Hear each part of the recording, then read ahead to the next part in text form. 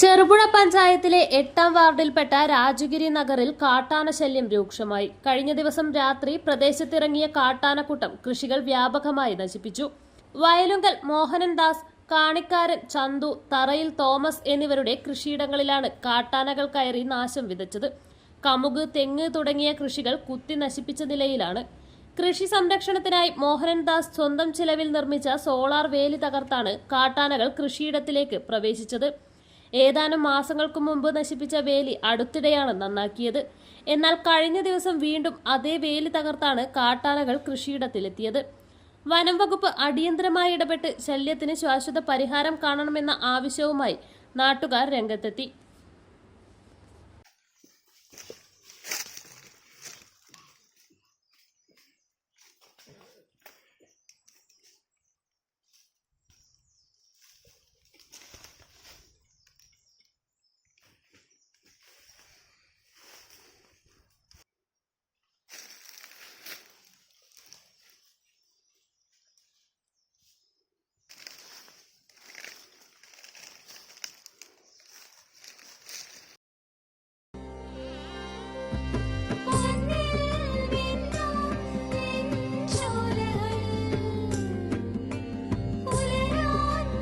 ഇതെനിക്ക് തരുമോ?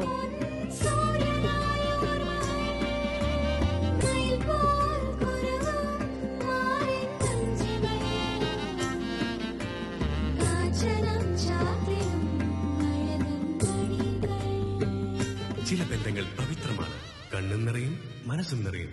സ്വന്തം ജോസ്കോ ജ്വല്ലേഴ്സ്. ഇനി സംശുദ്ധമായ സ്വർണം ചെറുപുഴയിൽ.